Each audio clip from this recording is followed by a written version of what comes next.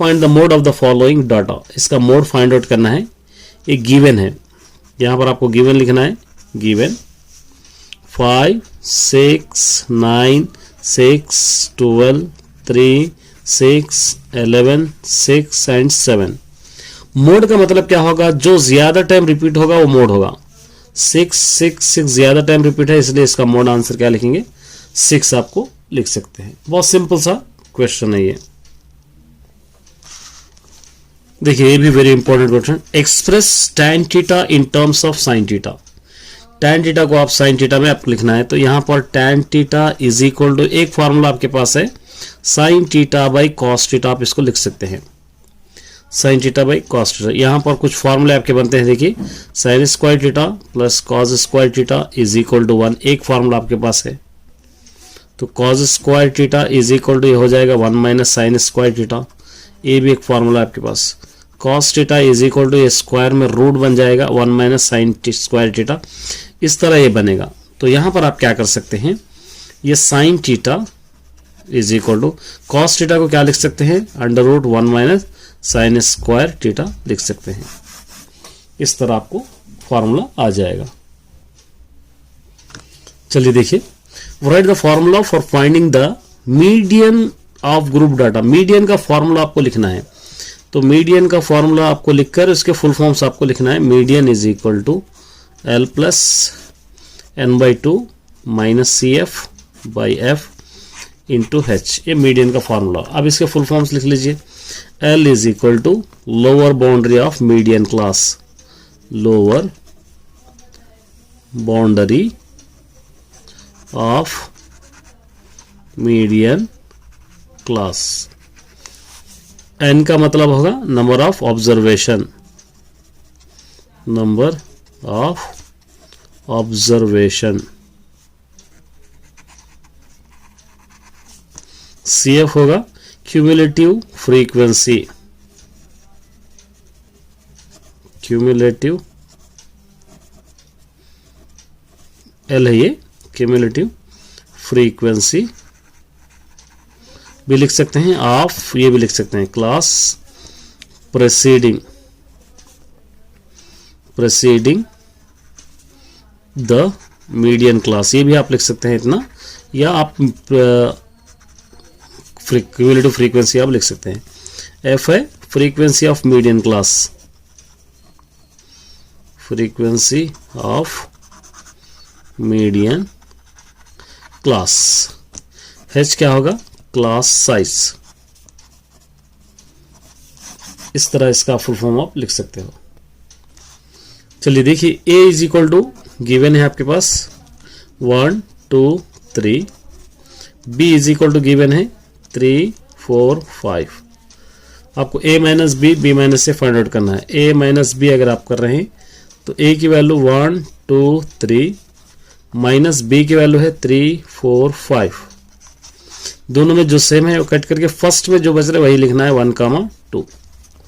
B minus ए आप कर रहे हैं तो B माइनस ए, B की वैल्यू पहले लिखेंगे 3 4 5 माइनस A की वैल्यू लिखेंगे 1 2 3। दोनों में जो सेम है वो लिखेंगे, आंसर 4A 5। इस तरह आप इसको लिख सकते हैं। चलिए एक और क्वेश्चन है, देखिए यहां पर -3 0 I 2 और the zeros of the polynomial, इसके जीरो सही है। -3 0 2 इसके जीरो से A एंड C आपको फाइंड आउट करना है। बहुत सिंपल सा क्वेश्चन है। देखिए सबसे पहले आपको ये गिवन सोल्यूशन का फॉर्म लेना है। ये गिवन सोल्यूशन किस फॉर्म में होगा, गिवन सोल्यूशन ये फॉर्म में ax³ plus bx² plus cx plus d, ये फॉर्म में है। अब उसके बाद यहां पर उसी तरह ये क्या दे रखा है, px is equal to x³ plus a minus 1 into x² plus bx plus c दे रखा है। उसके बाद वैल्यूज गिवन क्या दे रखा है, वैल्यूज -3 0 2 दे रखा है। तो यहां पर आपको लेना है sum of the zeros, sum of the zeros.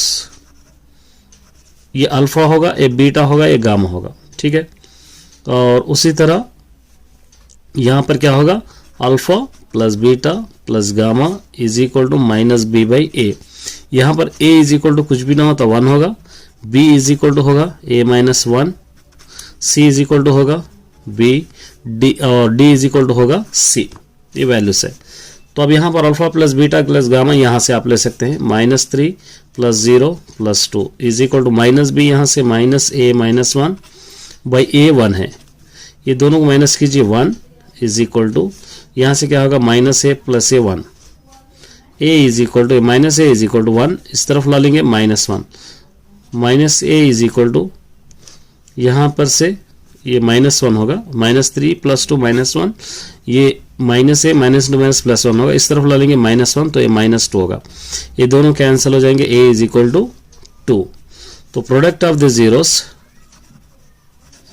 Product of the zero short form में लिख रहा हूं मैं, प्रोडक्ट ऑफ द जीरोस क्या होंगे, alpha beta gamma is equal to -d/a, -3 × 0 × 2, ये मल्टीपल फॉर्म में, और -d यहाँ पे c है, ठीक है, तो c होगा, ये -d यहाँ पे क्या है c है, तो आप क्या लेंगे c/a1, ये पूरा क्या होगा -3 × 0 0 होगा, ये c होगा, c is equal to answer क्या होगा 0। इस तरह आप इसको लिख सकते हैं। ये कंस्ट्रक्शन करना है, देखिए ड्राई लाइन सेगमेंट लेंथ, सबसे पहले एक लाइन सेगमेंट आपको लेना है 7.3 सेंटीमीटर्स की, जिसका नाम दे देंगे a एंड b। उसके बाद इस तरह एक एक्यूट एंगल आपको लेना है a, और यहाँ से 3:4 का मतलब 3 + 4 is equal to 7, 7 equal lines लेना है, a1 a2 a3 a4 a5 a6 a7, इस तरह आपको लेना है, ये 7 से इसको कनेक्ट करना है। करे बाद यहाँ पे एक आर्क ड्रॉ करके, पहला नंबर 3 है, 3 से एक आर्क ड्रॉ करके ये दोनों नाप के इसको कट करके यहाँ से मिलाना है। इस तरह आप इसको डायग्राम बताना है। मेरा चैप्टर में देख लीजिए, मेरा वीडियो अगर आप देख लेंगे तो ये कंस्ट्रक्शन किस तरह आएगा आपको समझ में आएगा। ऑल द बेस्ट सभी।